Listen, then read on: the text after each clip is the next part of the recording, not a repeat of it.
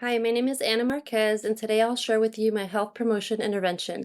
It's titled Increasing the Proportion of Hispanic Children Who Show Resilience to Challenges and Stress, a Mental Health Intervention, at the clinical site of Fallbrook STEM Academy. The target population that I identified could benefit from a health promotion intervention is the Hispanic children of Fallbrook STEM Academy who are developing English proficiency. An important consideration of this target population is to note their values, beliefs, and barriers. Communication with these students and their families should be clear, concise, and with the use of interpretation services if needed.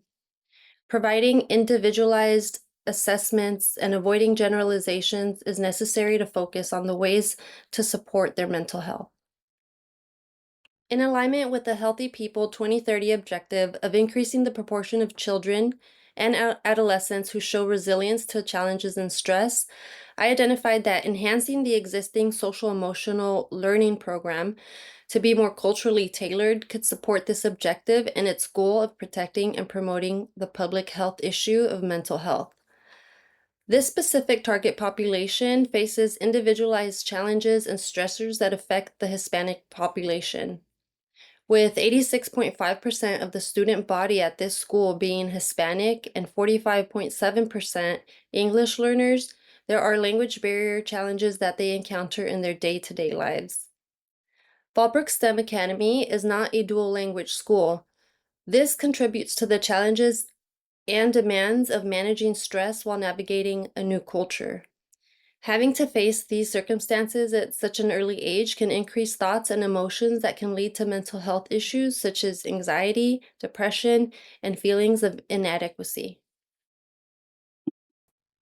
This high priority public mental health issue carries great significance because it's aimed at supporting the emotional needs and tailored to the specific areas where it affects the Hispanic children of Fallbrook, California. It can encourage healthy and effective ways of managing situations and strengthening their mental health. Ensuring they understand and have the tools to navigate emotional challenges and are able to express their needs is essential for resilience and academic success. My focus is not only to increase resilience and coping strategies, but also to encourage them to ask for help. Through extensive online and in-person clinical research, I was able to learn more about the rural city of Fallbrook, California, and the population that makes up this community. I explored the surrounding area of Fallbrook STEM Academy to learn more about the area and the resources. In addition to exploring the area, I used reliable online data to obtain facts and statistics about Fallbrook, California. Some examples of these were the Fallbrook Unified School District, data census, city data, and Healthy People 2030 websites. So a little more information about Fallbrook STEM Academy and its students. During my time there, I was able to witness how having a language barrier affects a lot of the children at that school. In the 2023 to 2024 school year, chronic absenteeism counts for Hispanics at Fallbrook STEM Academy were at 129 versus only 14 for white students. A lot of their students fall under the socioeconomically disadvantaged category. It's 91.4% of them. That's almost everybody. Their English learner program progress is in the red zone. It's in the decline.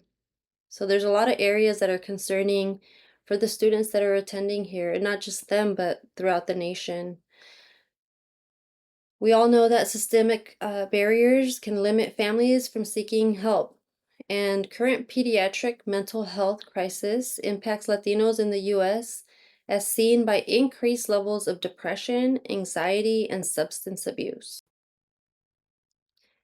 There are a variety of stakeholders for this objective and this intervention that are made up by mental health professionals, policymakers, teachers, nurses, counselors, community organizations, families, parents, and the children themselves. These stakeholders work as a support ecosystem where Fallbrook children can feel safe and use the tools that they learn through the enhanced culturally tailored social emotional learning program to show resilience to challenges and stress in their life.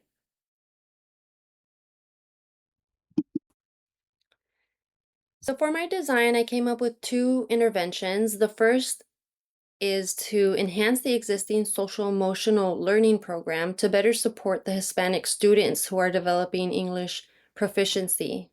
The goal is to have a strengthen and enhance the emotional well-being and coping capacity of the Hispanic students at Fallbrook STEM Academy who are developing the English language by integrating culturally responsive strategies, and this could be completed within 6 months. Phase one would be where a timeline is introduced to staff by flyers, emails, and it would have dates, online modules, resources, and a list of activities that they could look forward to so they know what the plan is. In phase two, we would have in-person training to incorporate the case studies. There would be role playing. Bilingual emotional vocabulary would be added to daily instruction and creating coping skills with visuals such as posters that are both in English and language in the classrooms and throughout the schools would also be a component. In phase three, staff would know how to de-escalate and provide relief options to address stressors and encourage resilience. I would incorporate bilingual coaching sessions that would be available every 3 months to just reinforce those skills and that training. So for the second intervention, this is where we engage, empower, and educate Hispanic families to support their children. The goal here is to increase confidence, knowledge, and engagement so they can support the emotional well-being of their children at Fallbrook STEM Academy. This also has 3 phases. In phase one, it's all about building relationships and connecting to families and highlighting the need for this intervention. In phase two, we provide culturally relevant and bilingual social emotional learning workshops and classes to educate the families about the strategies and how to support their children. We would offer information that is bilingual, website links, online resources, and local resources that can be shared and distributed to the families that attend.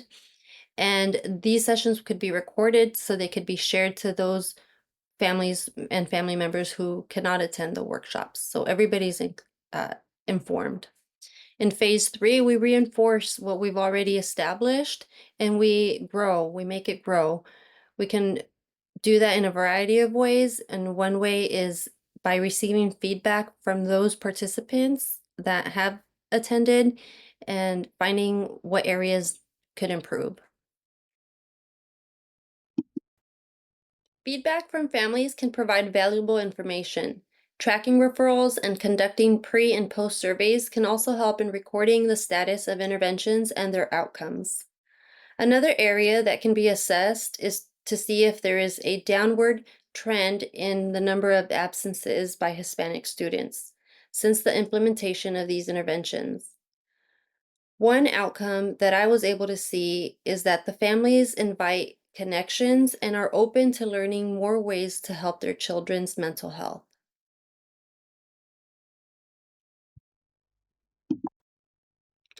Call to action and follow-up strategies.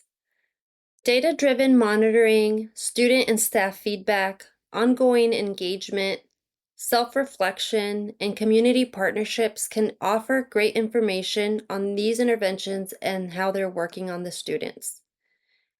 In addition to those, ongoing workshops, ongoing coaching, exploring family dynamics, celebrating achievements, and continued advocacy work can all be part of the solution.